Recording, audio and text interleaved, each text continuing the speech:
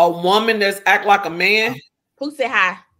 Hey, cousin. When it's a girl that acts like a man, or you have what they say, this male energy, men don't know how to take it. They don't. They don't. Like I was saying, having a boyfriend on the side, and for 2 years, I said, but when you get a girl, we can't be together no more. He was like, well, you gonna leave your husband? I'm like, I'm not leaving my husband. You knew what this was. We was together. We did what we did, and it was more of a companionship. But then, emotionally support person. That's what she said. That's exactly what she called. Emotionally support person. Because I need one of them too. My husband was working 2 jobs. My kids was there. His kids was there. So I'm like a single parent, and I was like, I need somebody to tell me that I'm cute. Take me to the movies. Take me out to eat. Because my husband was always working, and this guy, baby, fresh out of the penitentiary. But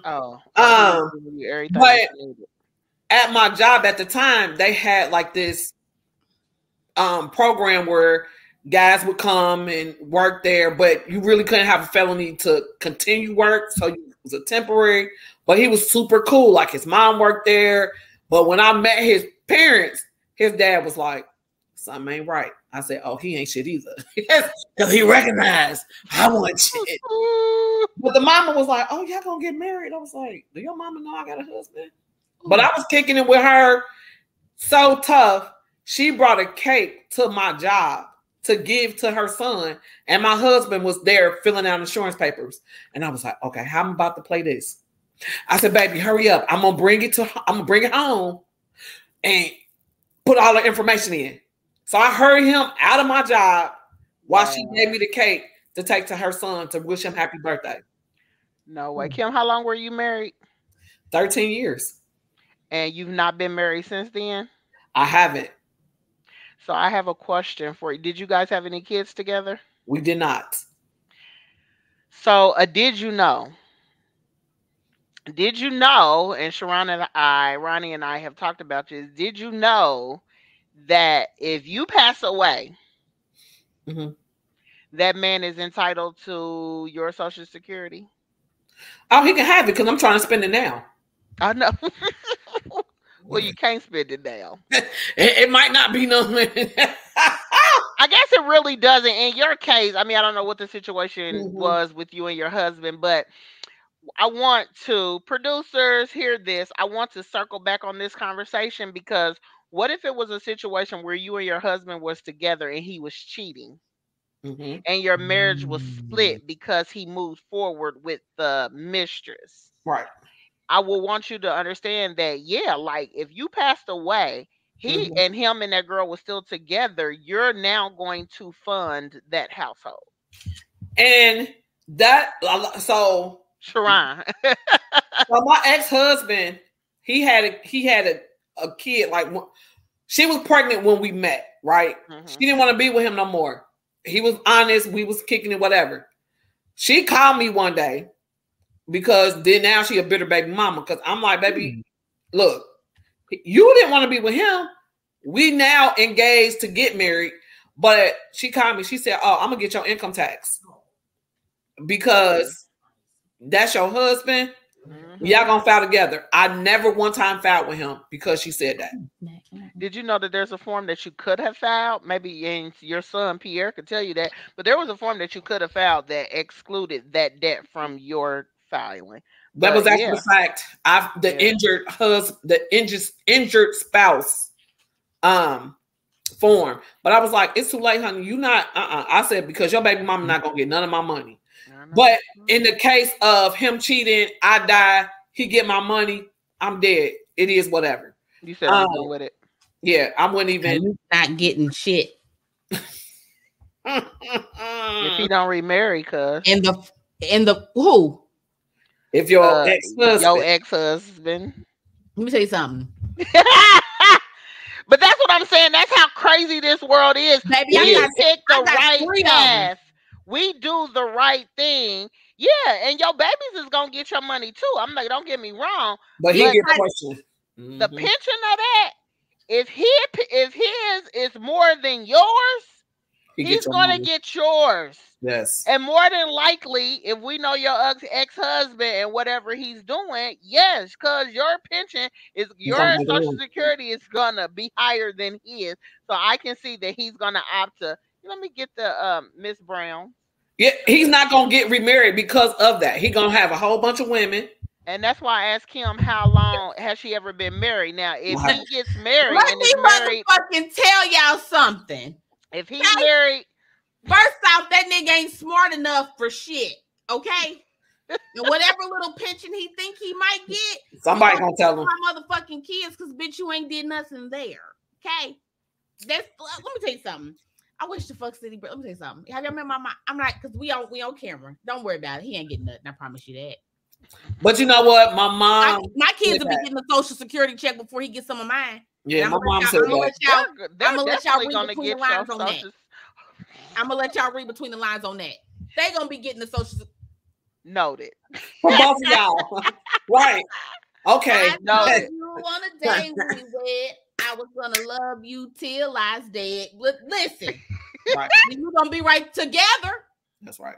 A couple days apart. Read between the lines, but play the fuck with somebody else. These are the conversations we need to have. We need to understand how business works. We need to know how government works. I know people shy away from politics, but like these are the conversations we really need to be a part of because people don't know. I wouldn't have known if I didn't have the dad that I had that literally left me this blueprint and literally drove it in my head to make sure I do this and this and this. I wouldn't have known. So what do I need to do? What are you telling me that I need to do? You can marry somebody longer than Sydney. Yeah. You just got to get remarried. That's the only way that it happens. Only way. That's the only, because we wasn't married long, no. It don't matter. You just have to get married to somebody else. Lord, let me call these motherfuckers. Yeah. And longer. Add the longer piece on there. Yeah. You just, so 2008, we got divorced in 2014, 15. Let me get motherfucker. Sydney, you just got to get married to somebody else. Because my ex-husband is not married. He is still he is in a relationship, but he's not married. Are you guys cordial to each other? Do you guys communicate? We used to be. Oh, okay. But Monet definitely checks in and they wish each other happy birthday. Sometimes when we're together, she'll call him like, Mama sitting right here. And I'm like, girl, I'm good. Really? Yeah, but we if I saw him in the street, hey, what's up? But we didn't actually have a bad divorce. It was really like, hey, I'm $1 million in debt and I've never even touched $1. Wow. Because he was flipping houses and I'm signing my name like, okay, honey, I support your dreams. And one day I was getting ready for work and it was rolled up papers and they had my name and it was foreclosed. 5 properties was foreclosed on. Mm-mm. And I was like, Mom, when was you going to tell me? Baby, he started talking reckless to me. I said, baby, I'm out. And I divorced him. And I was like, I'm over this. I'm like $1 million. And I had to file bankruptcy. Monet was still a teenager. So I had to get an apartment to still make her feel kind of normal, keep her in her same school. And I had me a little nigga, I'm sad, with a big dick. And he was crazy. And I was like, now I understand your emotional support play toy. I need to find me y'all listen. I hear what y'all saying. But I need to find me a motherfucking husband. Okay. Yes. For how many years?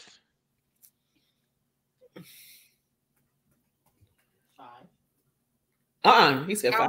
Almost 8. About 8ish. 2008 to 2015. July 2015 is when what's my father came through because he tried to fight it. Maybe I could get me a gay one we can just marry, but he can't want no money. That way we ain't really, we could just stay like friends. Baby, I say that all the time.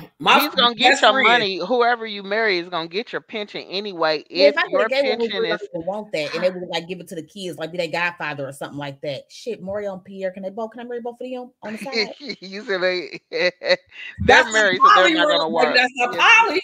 But it wouldn't really be. It wouldn't really be because it'd be like I know they would take care of the kids. You know what I'm saying? No, Mario and Pierre are really married, legally married, so it wouldn't work with them because then you'll be locked up for what is it called? Oh yeah, You have to find you a single. You can find you a gay male couple, but not one that's married. Mario and Pierre are legally married. They're not just saying they're spouses. Y'all listening? Help a sister out. So baby, I remember when I first met one of our good friend Dutch. I was telling Mario, I'm like, listen, Dutch, listen, Mario, listen. He can marry me. I can get this army pension. It'll work for the both of us. That's right. That's right. That's why I tell my best friend, he's gay, and we always talk about. It's like, why don't we just marry each other, buy a house, you do your thing on your wing, I do my thing on my wing. But when it comes to all the money things, it's a partnership. But when somebody checks out first, you're taken care of. You know what I mean? That's cousin, the government is giving them this. It's not like that the person can reallocate it. Yes. No. It's going from the government. That's true. It's coming from the government. If he dies, I could get his whatever little bit of something he got. As long as he ain't got no wife. You can get his, and it'll be a supplement to yours. I want him to get a wife. You won't get nothing. That's fine. That won't take none of my shit. I wouldn't give a fuck. At that point, he can get a. I want him to get a wife. But that's the thing. Smarter solution is sending somebody his way to fall mad over heels in love with him. I don't even know where his way is, and I want his way to stay away from me. Why does his way stay away from you? That's why I don't know where his way is at. But Kim, this is what we was talking about earlier too. When we as women try to be very independent, very self-sufficient, and men do not. They say you have this male energy, and it's like you try to protect your heart. So sometimes, if you be a lady, you feel like you get taken advantage of. But like I said, when I was with this guy on the side, I'm like, this men do this all the time. They always have a woman on the side. They do these things. But when you, as a woman, do it, it's now you a hoe. You're not right. Why would you do this? I'm giving you the same thing that you as a man gave me.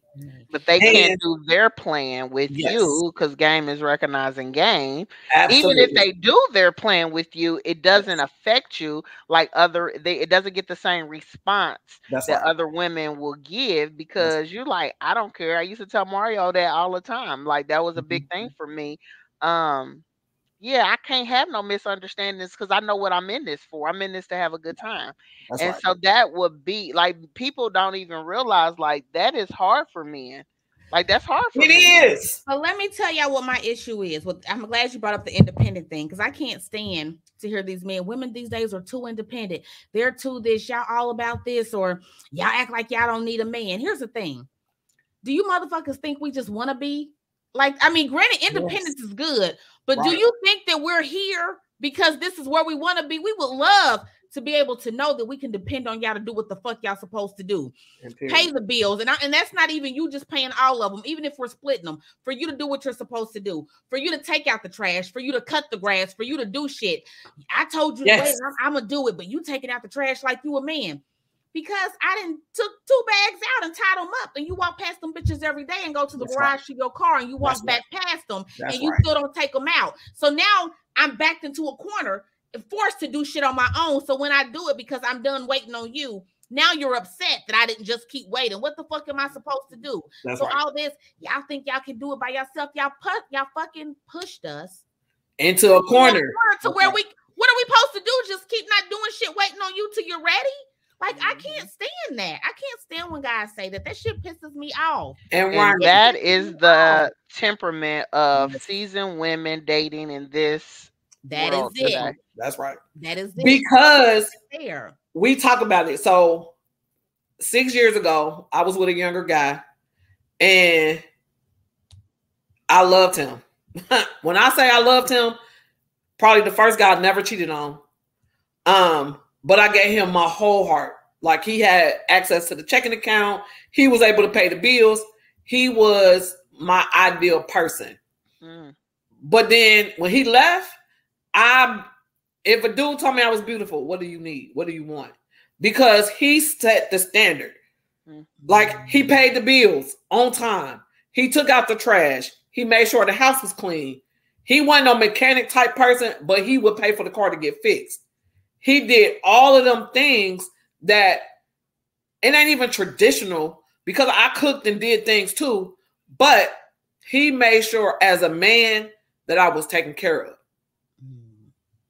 And that's, I look for that. I'd be like, damn, these dudes ain't built like that. These dudes they looking for somebody to take care of them. How many times would you say you've been in love? Honestly, once. And that was this guy you're just referring to? Yep, once. Ronnie, how many times would you say you've been in love? At 42, it's so funny you brought this up. At 42, I was talking to my mom and I was thinking, I don't know if I thought I was, but I don't know if I've ever really, truly, 100% really been in love with anyone. And not even my ex-husband. You know what I mean? Like, I just don't. But then, okay, let me kind of take that back. Kind of one, but then he's just like, he's like my best friend, and we loved each other, but the timing was never right. The timing was never right. Mm-hmm. So even though he and I are still, like, we were just talking the other day, it's that friendship there that it's like, it's no judgment. That's my homie. Like, we just comfortable with each other, but I just. But is that love? The question wasn't how many times you've been in love with stipulations. Just how many times have you felt like you've been in love? And I challenge you, Ronnie, to answer this question without hindsight. Mm-hmm. No hindsight. No, from this mature mind that you are in. How many times do you just really think you know what you feel like you know what healthy love is now? But like, just like, I don't give a fuck if that was unhealthy. I don't give a fuck if it was toxic. I don't give a fuck if it was this. Like, I love the shit out that motherfucker. Mm-hmm. Look at your face. That changes the game, because in today's world, we often speak from hindsight or past mindset, which is cool. Because we're growing, right? So we know what to do going forward. Right. But when I say how many times have you been in love, backwards. What do you think? Is it still the same answer? Just one? But when he counts as him and I was never together, that could still count as being in love with him? Who said that? I guess, yeah, like, it's kind of like one of these riddles, right? Somebody asks you a question. What's in your mind, what you've conditioned yourself to think, what society has conditioned yourself to think, you answer it from there. But when you're in love with somebody, do you always have to be their girlfriend? Could it be a misconnection? Right.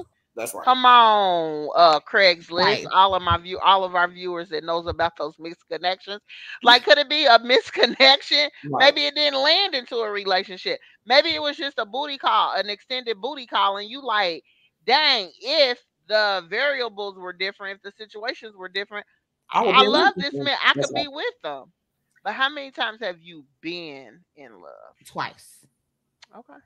So one with a friend I was telling you about, and the other one, this person is no longer with us anymore. Oh, okay. But it was toxic. But it was, and it could be. It could be. It was toxic, but it was some of the best times I've had ever. Just being, just yeah. And that's why I said once, because I wouldn't be in Texas as we speak right now if it wasn't for that person. Wow. I got to go to, literally, I met him at the job, and 6 months later, we was living in Texas. I was like, oh, fuck. And I went from city to city with him, city to city, city to city. Wow. And literally, I was 45. He was 25. Wow. And he came out. He said, we out of here. I said, we out of where? He said, oh, we about to move. And we literally packed our stuff up. And I literally only lived with him for 6 months. But it was me and him against the world. We was doing everything. We laughed, joke, we played, we get mad. We had the worst arguments, but we still was able to be back together. Like, I loved him to no return. Like nobody could say anything about him because I loved him that much. And before that, baby, I was a known hoe. I was a hoe, and I really was. One man was not enough for me because I'm like, if in my perfect world, I would want to have 3 guys, me and 3. I know that's real. In my perfect world, I would want to have 3 guys. One guy that's just really about taking care of the finances, making sure the shit good.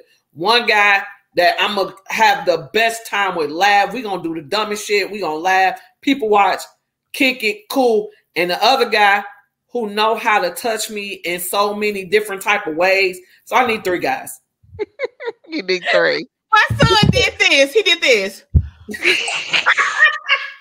Tell him 3. 3. I'm telling you, I really don't know if this polyamorous thing is really a negative thing. I was so close to having such a successful one. I really. Well, it may not be negative to you. I mean, it doesn't. Why does it have to be negative? That's right. I'm just saying. I mean, it has just been coined as a negative thing. I feel in the circles that I'm in, and I'm just like, I really don't feel that it is. Maybe like, I definitely am in the wrong circles because I feel like I was so close to a very successful one. Like, but you never could give up on it because you could maybe go back into it because let me. Yes, so what happened? That was gonna ask. So why? I mean, what can it not go back? I don't understand. I guess you have to find the parties that are willing, because like I tried to do it with a guy I was dating, and he was down. I was like, you know what? I really want to have a threesome, but I want you to be one of the participants, and I want to bring somebody else. And he was cool until he started drinking, and I was like, that drinking started every time. I said, "Oh, I've been drinking." Right. I was like, "You went down for it?" Because I already knew who I was gonna pick. And then I met some dudes in the club, and they was like, "Oh, we down." I said, "Y'all is? Oh, what's up?" But then I was like, "Damn, I might have to see them again in the club." Maybe this ladies talk is just. Let me tell you something. Mama Gil said, "Fuck it, let's let it all out, baby." But now I'm a little older. I don't know if I want to do it, but it would have to be 3 guys, and it would have to be for a little bit of each thing. And if I could find that person again that has all of them traits, I'd be cool. I would be cool with one person.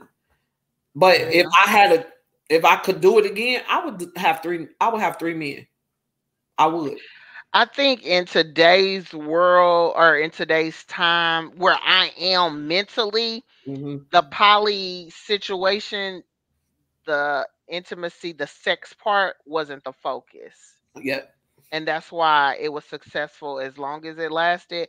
But the reason that it ended is because the main participator, he was just going through some things and his paranoia kicked in. And it wasn't paranoia like about like, oh, this person gets more time than me or this or this. It was just he was just going through something personally. Okay. So it's just like you having a bad day at work and you were constantly coming home and taking it out on everybody. Okay. And that's what you were doing. And it just was like, this is already an uncharted type of situation. So like, we need a smooth sail to figure out the wrinkles. You know what I mean? So we can't have any additional drama. That's right. And so it was cool at first, but like I said, that person just started going through some legal issues. And so the paranoia and the emotions just started being all over the place. And so you just started taking out on everybody in the group and you just messed up the vibe. You know what I mean? So it's kind of just like you going into a new situation, like you really just can't have any hiccups. That's right. Because it's something new that you're trying to figure out. When whatever you're trying to figure out could be good, but once it experiences a hiccup, it just kind of messes it up, and you just like, yeah. So that's why it ended. It was pretty good. I do want to double back and answer the question that I feel like, although I've only had 3 boyfriends, I feel like I've been in love 3 times. Really? I do. I feel that one of the people that I actually loved and was in love with, he and I were never boyfriend girlfriend. Never even talked about it. I actually have stated multiple times, like, I would never be your girlfriend because I know you are a chronic cheater. You know what I mean? And so I don't even get into situations like that. Like, I know you're a chronic cheater. Like, like, I listen to stories and I know that somebody that you were in love with, that you told me you were in love with, I felt you were in love with, you cheated on them. And the level of your love for them, I felt, was unmatched. You know, not luckily, but favorably, that person passed away. Damn. So I felt like if he ever got into a relationship, like, if you cheated on that person, you gonna cheat on me. Oh, absolutely. Nobody has hope. But I did love that person. I just, okay, this is Kim. So, oh God. So, what's the difference of being in love and loving someone? I feel that being in love comes with a lot of sprungness. I don't know what other word. It comes with a lot of levels of being sprung on that person. So, like, no matter what they do, you are just, like, in love. You're infatuated. For me, that's what it comes with. And when I'm in love, I find out that I'm infatuated with the person, and it's just like, I don't care what you got going on. Everything is a workable situation. We gonna work it out. I feel like when I love somebody, I feel like I've made a decision that I'm gonna love you, like, no matter what. Okay. And we're gonna work it out as well. But like, I'm not in love. I'm not infatuated with you because of something. Not because of the size. Not because of your sex. Not because of your mental game. Like, I'm just, yeah, I just love you. But when I'm in love, yeah, I notice that it's more driven by something else to take me over. Okay, because that's what I was thinking. Because when Ronnie was talking about, like, her best friend, we never had sex. We've been friends for now almost 20 years. And when I start talking to guys, like, if this is going to be my partner, I always have to tell him, like, you know what, I need to probably stop talking to you every day. Because he has a girlfriend. He's been with this girl for 16 years of our 20-year relationship. I say our relationship because he always be like, if it wasn't for, I'm like, oh, it ain't no if it wasn't for her. I said, do she even know about me? I said, because if she ever called my phone, she gonna get all the Snapchat or all the screenshots of how much you love me. And because when I stopped talking to him, funny story, when I started dating this guy, he said, don't call me crying if you break your heart. I said, you've been with this lady for 16 years. I've talked to you every single day. I don't care what city, what state I'm in. I've talked to you every day, except for the weekend, because you're with your girlfriend. He getting bold with it now. He's like, oh, I just pulled up. I said, you pulled up where? Pulled up to home. I said, oh, we got to get off the phone. He said, no, I'm outside. I said, you're crazy. You think you're going to ever be my man? I said, you didn't talk to me for 16 years with a girlfriend. You know his behaviors. Yes. Yeah. What do you think the difference between in love and love is? Real quick, Ronnie. What do you think? So to me, love is more like a sense of care, kind of like of affection. It's like your purest feeling, for someone, like you love them. That's your purest feeling for someone.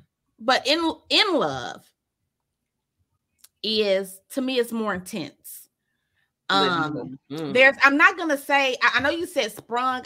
For me, I'm not gonna say sprung. I think it's more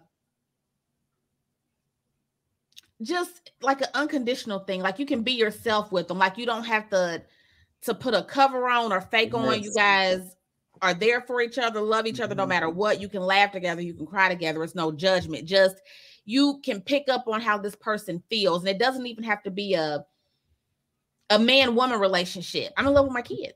Yeah. You know what I mean? Somebody loves me back, that I love them. They love me. I can feed off of them. They feed off of me. I'm in love with my mom. I mean, you know what I'm saying? Like, but then like with the guy that I was telling you guys about,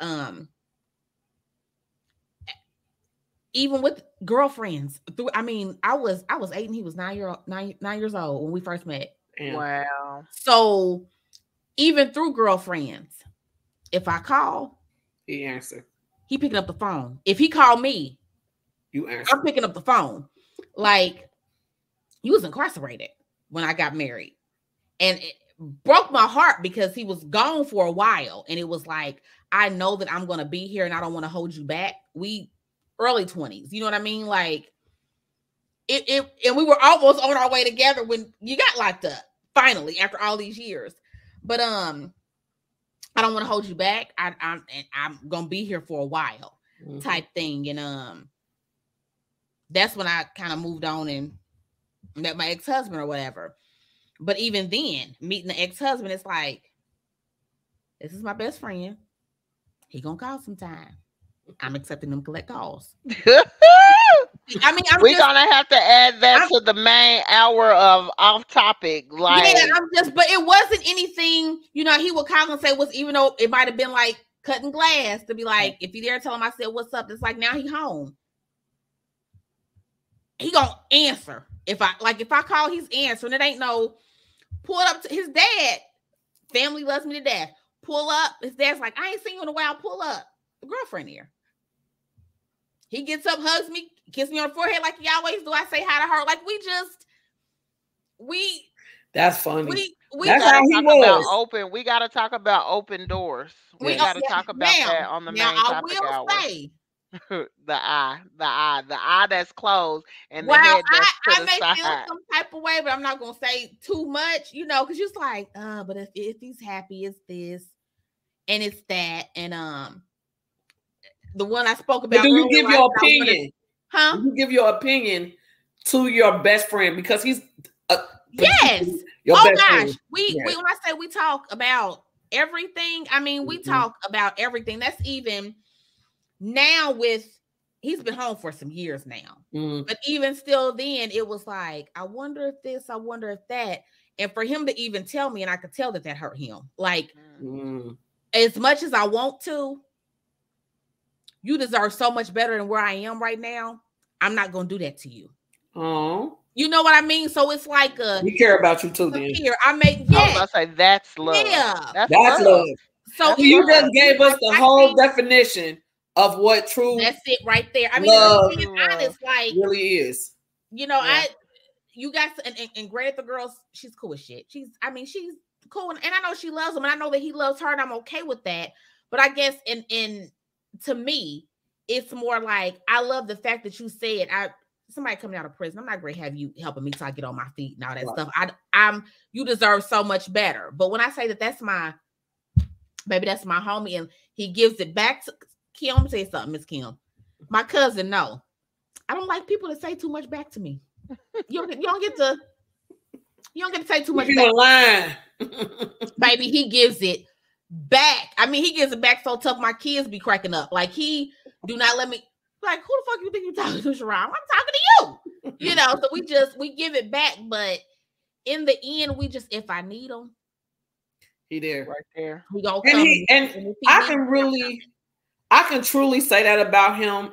He's one of my best friends. And because we've been around each other, I've cried in front of him. He knows that, and he knows about damn near every boyfriend I've been with. And he always, when me and this guy broke up, I got my own apartment and I was like, I need some money. He was like, I don't got that much, but I'm gonna send it to you. He ain't never asked for it back. He just was like, go take care of yourself, do what you need. So even now, when he was like, if this dude break your heart, I don't want to hear about it, because in his mind, he don't want to see me hurt again. But in my mind, I'm like, let me go through these things because I've never told you to not be with her, and you're not happy with her. You're comfortable with her. You're not in love with her, because if the tables would turn and she wasn't in the picture, let him say it would be me. And I'm like, it couldn't be me, because I know that you talk to me like one night he called me at 9 o'clock at night. I was like, I answered, but I'm like, what's wrong? Because that's not his norm. Our norm is during the daytime. If he called at night, something going on. Like when his dad died, he called me and I was like, nigga, what's up? He was like, oh, my dad just passed away. And I fuck with his dad. So that's why I'm like, I know his dad, his kids, his damn brother. Like his dad was in the hospital. I went to go see him. I was in there holding his dad's hand. He was like, where's that Kim at? I like her. I'm like, do he know you got a girlfriend? Like, don't put me in that. But that's like true love is just loving me unconditionally through my flaws, through my madness, through my emotional breakdowns, through me crying, through all of that. It's not always about the sex for me. And him and I have never. Yes, me and him never did either. We have never, like, before he even got locked up, I will never forget. It's like that was the Mecca years, okay? So, I'm thinking I'm all cute, and he pull up, and he like, where the fuck you think you going? Get in the car. I'm like, no, I drove. He's like, Crystal gonna drive your car. You get in the fucking car with me. Like, I'm not playing with you, Sharon. Get in the fucking car. Ooh. And it's like, now I'm like a little aggressive. So I'm like, okay. In the car I go. Oh, baby, I got some stories for that. Please, producers, got a nigga telling me with a deep voice. Yes, you are fucking playing with me. I'm gonna keep playing for a little bit because I want to see what's going on. Because Monet. Yeah, we never slept together, but he would come over Granny's for a while, like for months before he got.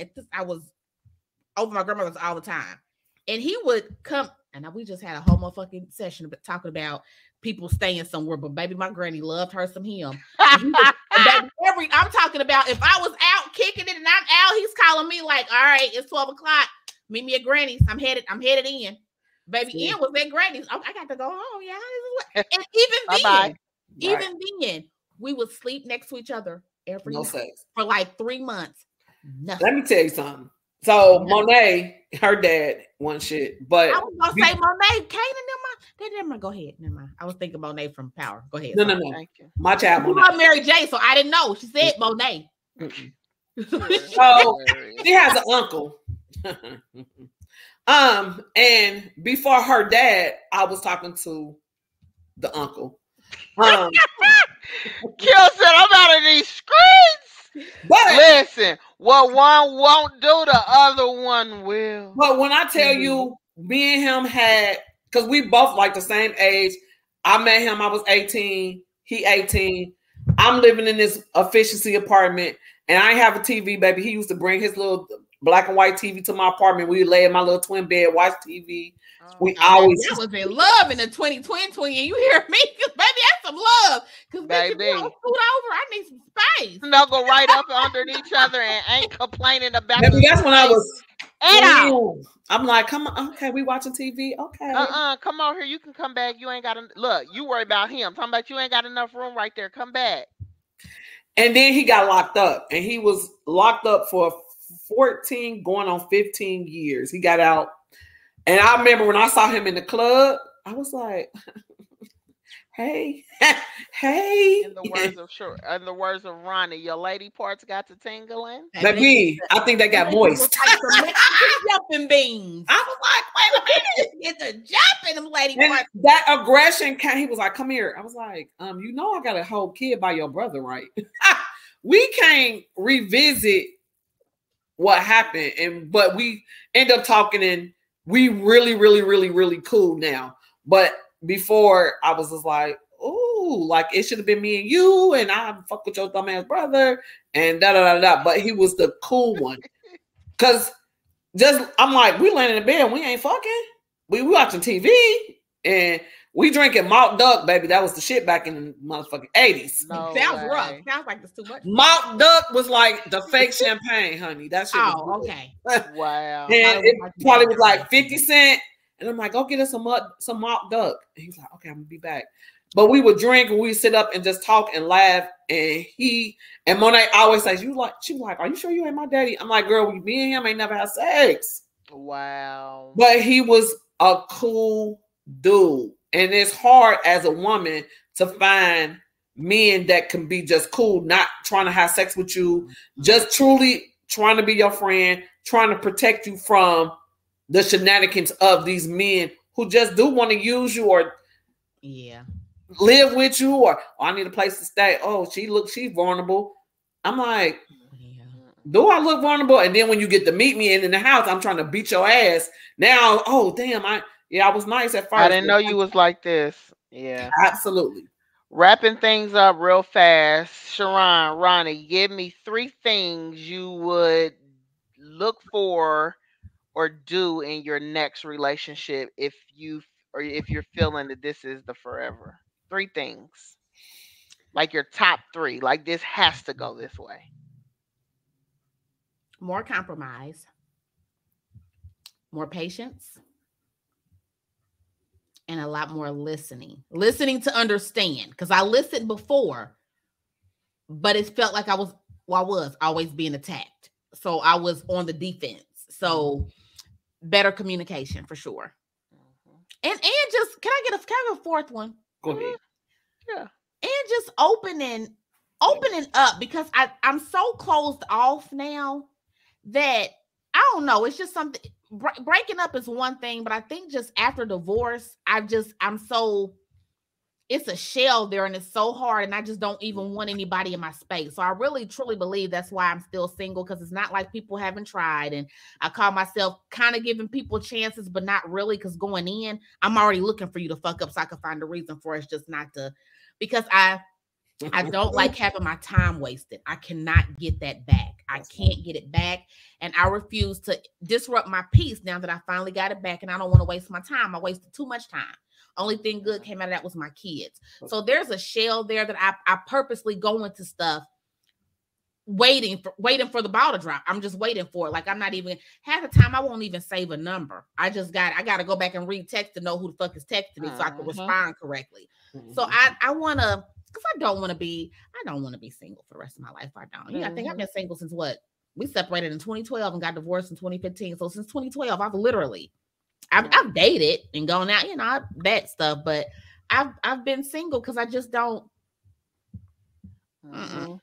Okay, question, and then we're gonna move to Kim. Would you say that your love will now be conditional or unconditional? Me? With your new husband, with your new forever. It might not be a husband, just your new forever. Would your love for that person be conditional or unconditional? It will it will start off conditional till I felt safe. And that's just being honest. Till I felt safe. That's what I want. Yeah. I felt safe and knew that it was okay for it to be unconditional. Okay, Kim, what about you? 3 or 4 things that is a must-have or must-do, either from you or for them, in your next relationship that hopefully will be your forever. And a lot of the things that Ronnie said is my number 1 would be communication. Be able to communicate better, because we're human. We're going to have disagreements, but how do we work through that and be okay?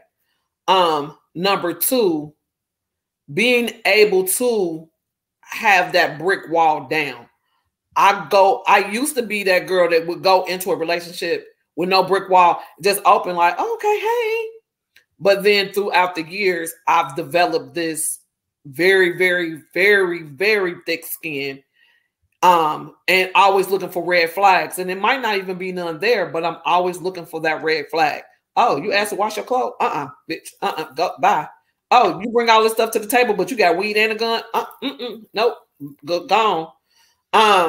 Number 3, the biggest thing for me, a man gotta work. I can't be with a man again in my lifetime that don't have a hustle about themselves. A hustle or a job? A hustle is a job to me. Okay.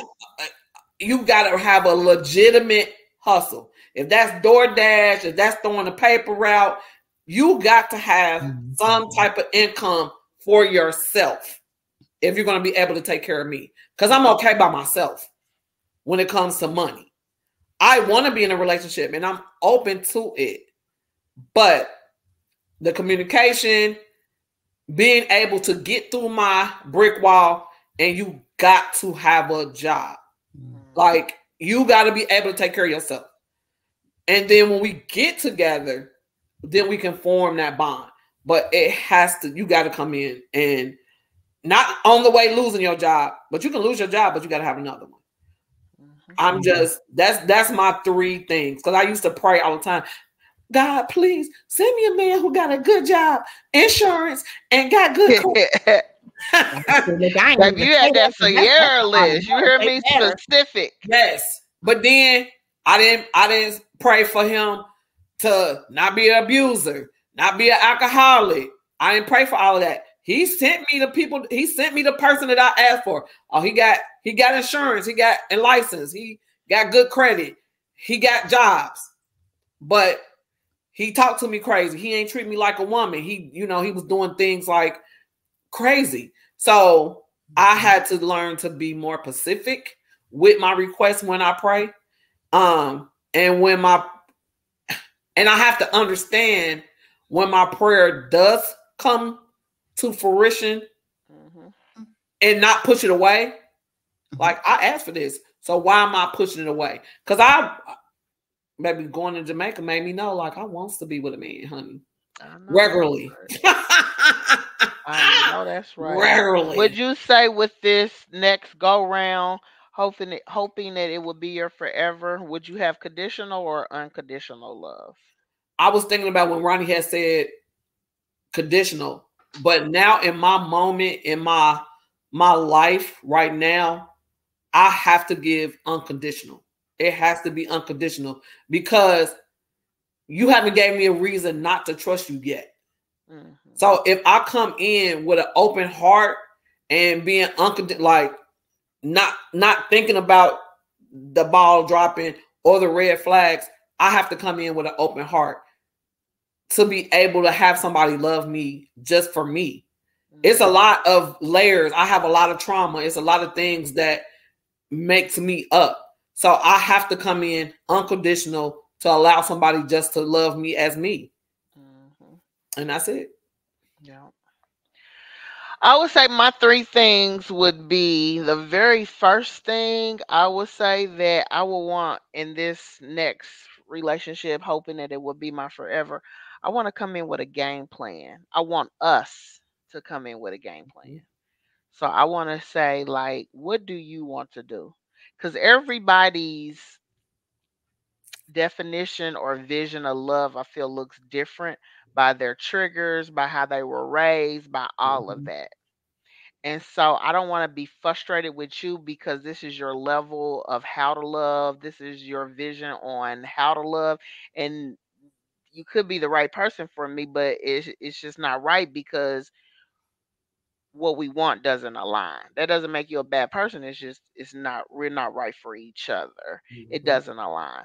So I want to come in with a vision. And I don't think I've ever done that. I don't think I've ever sat down like, you know what? I really like you. Like, I'm starting to love you. But what's your vision?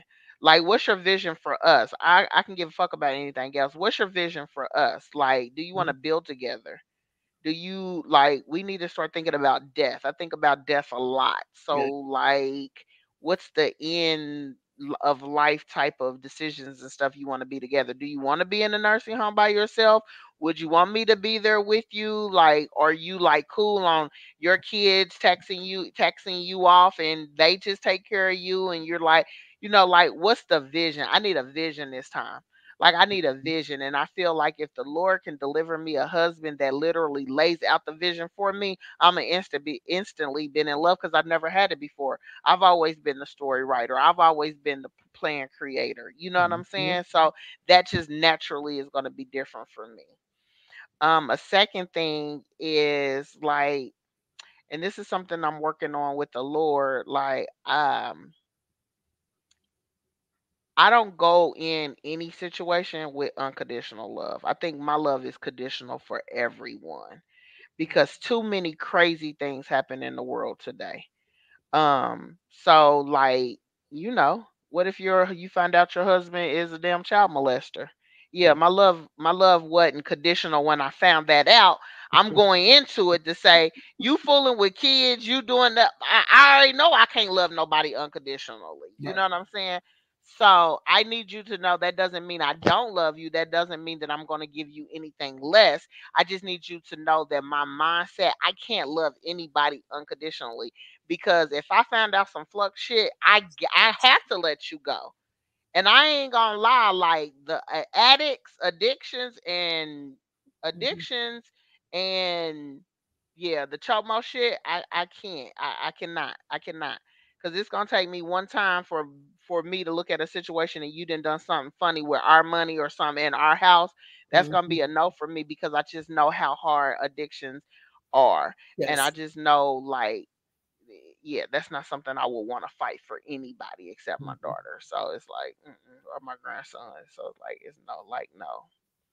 And the third thing is, I would ask somebody this time, like, I've grown to think that falling in love or being in love, I think being in a relationship is a decision and not an emotion. So I would want to talk to somebody about that, like, it's a business partnership, right? I would talk to someone and say, do you want this to work? Because I feel like if you have that understanding, then you'll have somebody to say, I'm going to fight for this. Even when it's rough, even when the terrain is crazy and I don't feel like it, I'm going to fight for it. Even when I look at you and I don't like you on days, I'm going to fight for it. Not because of the emotion of love, being in love, but because they've made a decision. So I'm one of them people. If I make a decision, you can call it loyalty, you can call it a decision. I'm gonna ride with you. So right now, loyalty is a trigger for me. So yes, will you make the decision to love me, no matter what, but love me through the rough parts Oh, and stick to that decision? Yeah, that's kind that's of a where good I one. am. Yeah. So, girl talk. That was good. I like that. And that is your late night episode of this girl Real top talk. episode. Mhm. Um Featured by and hosted by the off topic ladies of the podcast. Peace. Peace.